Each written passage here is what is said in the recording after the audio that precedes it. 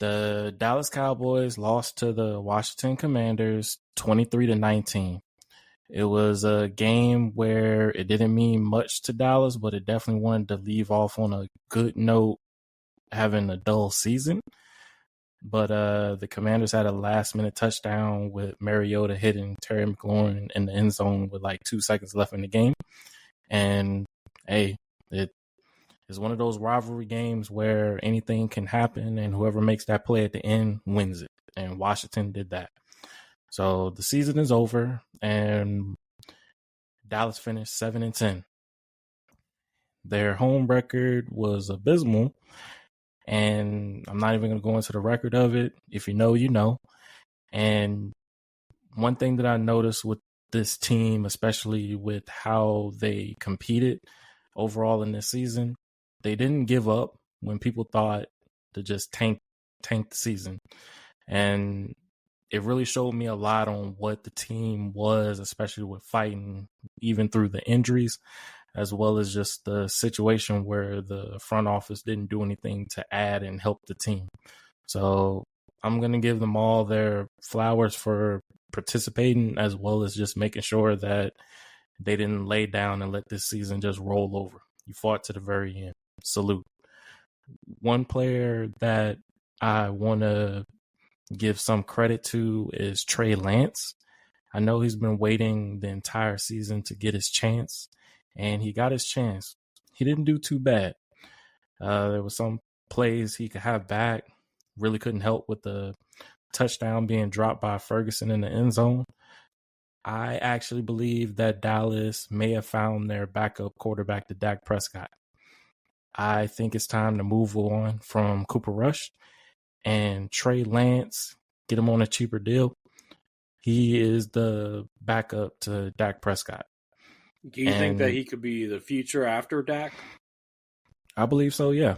I think over time that with his ability, I mean, he threw the ball. He had 244 yards. He ran the ball for like probably around 40 yards. Hold on, let me see. He had it for 26 yards, but he showed some flashes that he can move around in the pocket, and that's something that I really think Dak can't do anymore.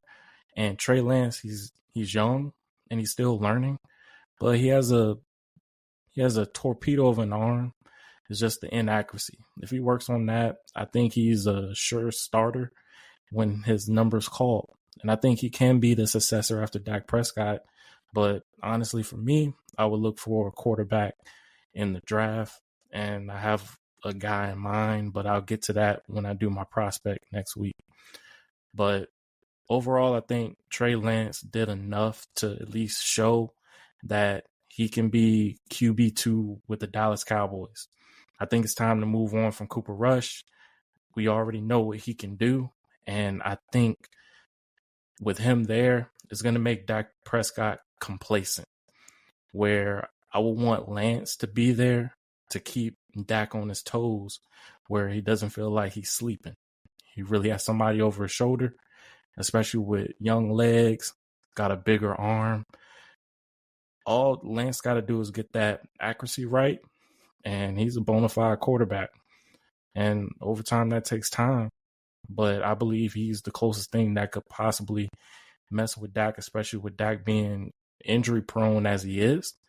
And yeah, I just think they should keep him on the roster, put him on a smaller deal. And yeah, you traded a fourth for him. So yeah, just got to see what plays out, especially this offseason. And I don't even know what the Joneses are doing with Mike McCarthy. So I'll get to that at a later time. But what went wrong in this game? It's just kind of the same thing as it goes with this, especially with the home games. And it is what it is. What went right in this game? I'm giving it to Micah Parsons and Brandon Aubrey. They both set records in this game. And with Micah Parsons, he had double-digit sacks in four seasons. The only player to do that with him is the late, great Reggie White. There's only them two alone with that. So I want to give Micah his flowers on that. And Brandon Aubrey set the record for most field goals in the regular season, over 50 plus. And yeah, he's got to get paid. So I think there was some guys on this roster this season that played to their very best. And I definitely want to credit them for that. I saw some guys, especially backups, playing tough as well. I give them their credit. The player of the game, I'm going to give it to Brandon Aubrey. And yeah, I'm done.